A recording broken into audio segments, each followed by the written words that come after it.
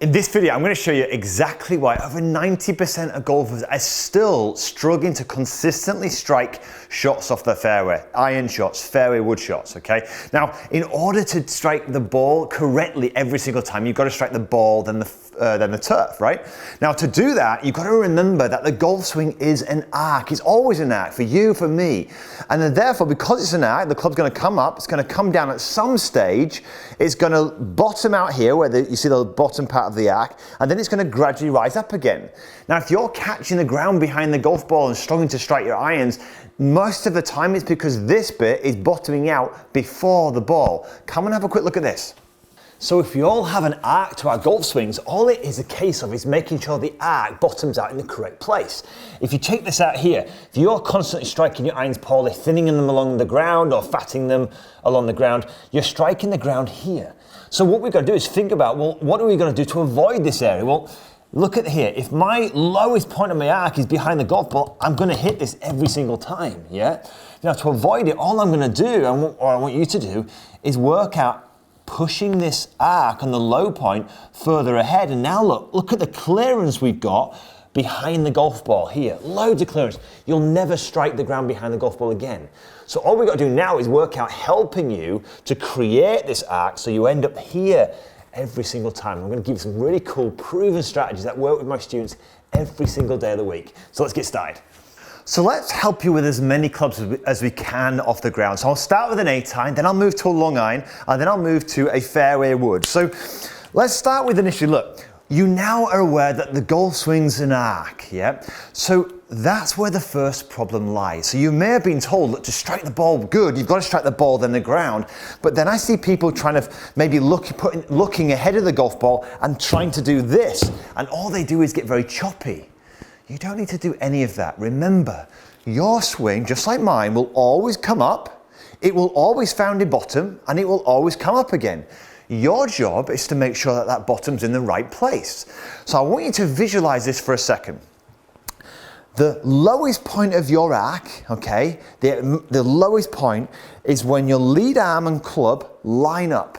And that is directly under your lead shoulder here. That is the lowest point.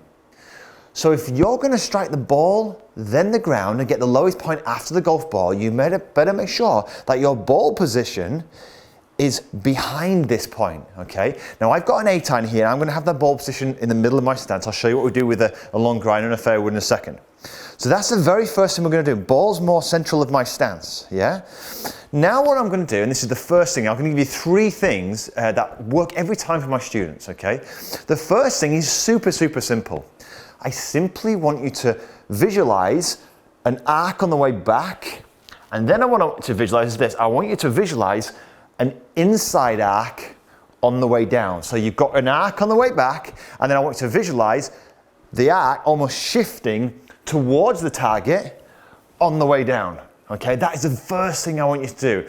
Simple thing you can take to a golf course. Most people, they may shift way off the ball here, and then they're still over here. When they then swing down, what's going to happen to the arc?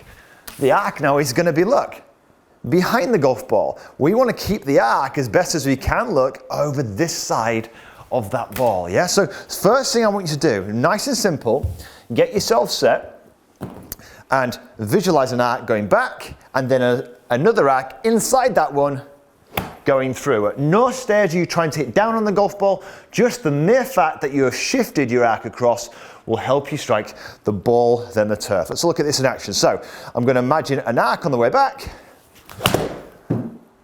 and a simple arc on the way through.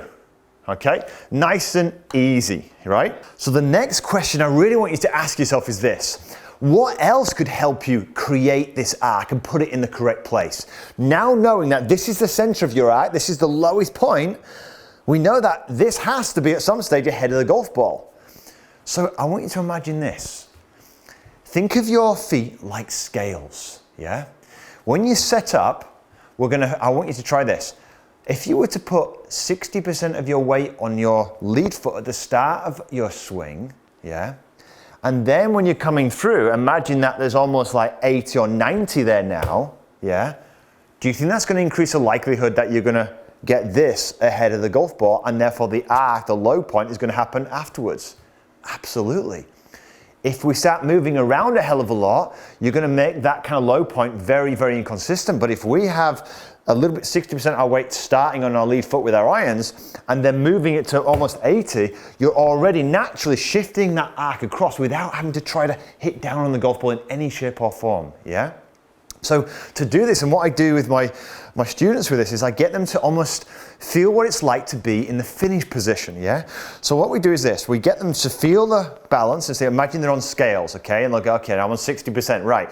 Now what I'm gonna do is I want you to swing to a halfway through position, back, and when you're approaching impact, really feel like you're moving to 80, and then extend through. So we're finishing, holding that finish position there, yeah? So it's only a half swing to start with. 1, 2, and we get them to hit a few shots, and I'll put this behind you just to show you what I mean. So I'm going to put this way behind, and I'm going to miss this pole here, and how I'm going to do it is simply just to get myself set, push my weight to 80, hold that position, and away we go. It's a few small shots just to start with. Probably a bit left this one, but it doesn't matter. Not too bad, okay? But you see what I mean? So that gives me that lovely ball turf contact. And when people do this initially, the sensation, certainly my students' sensation is that it really feels like I'm over this side of the golf ball. Absolutely. Why? Because for the first time, you're connecting, look, the ball, you're connecting back here. So you are this side of the golf ball, right? This is the sensation. Most of the time when you're striking it poorly, you're either too level or too far behind the ball, right? So the third and final thing before we maybe go on to what we change with maybe the longer irons and the fairway wood is simple thing. But I do this with a couple of my students. A couple girls actually came to see me, and one of the things I did really simply for them to help them feel this is once they got the concept, I simply put a club just on their right ear.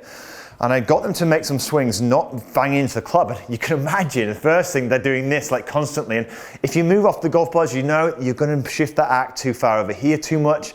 It's hard to get back. So when you're trying to get consistency, try to keep really steady initially. It's okay to have some movement once you've developed stripe, because you now know the destination you need to get to.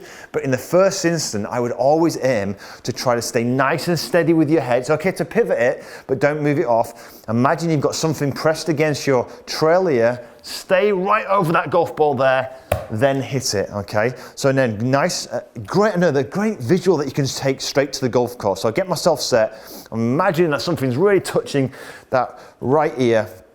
And let's see if we can hit a nice, simple shot over onto that flag.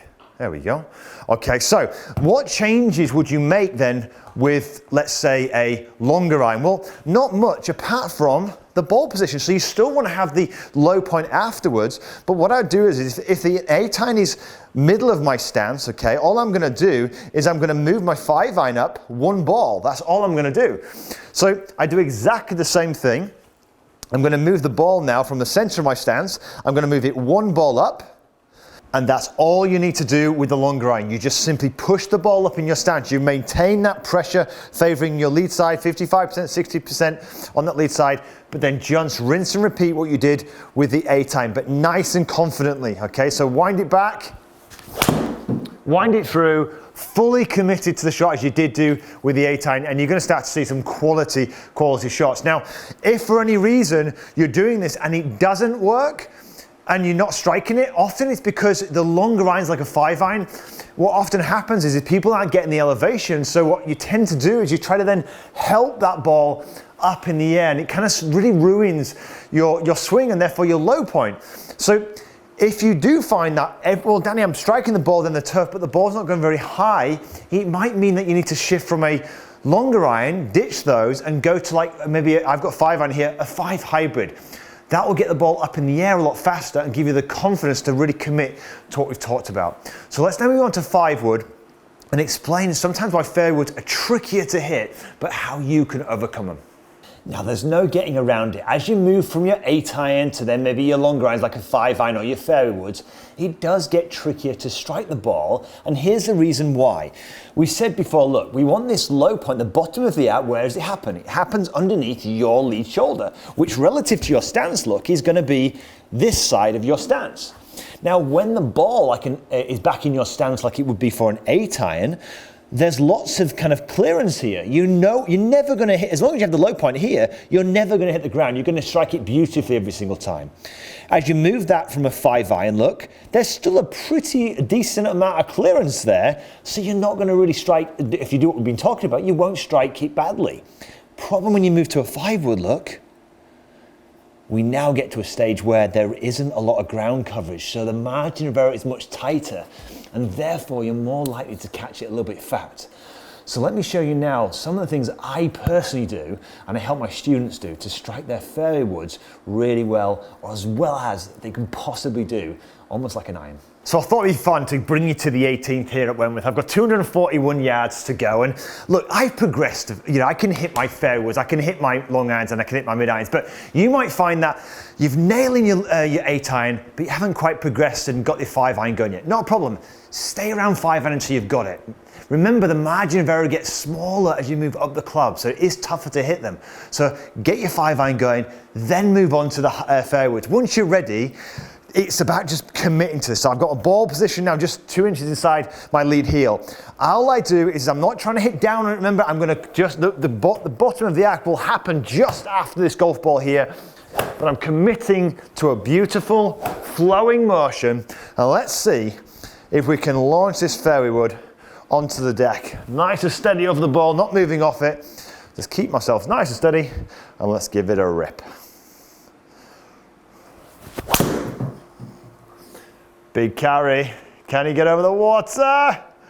Come on. Oh no. Yes. We did it. Okay. So I hope you enjoyed this session. Remember, get the low point after the golf ball with every single club in the bag, including your fairway woods. Get those points. Visualize those arcs. If you enjoyed this video, make sure you give it a thumbs up, maybe share it with one of your friends.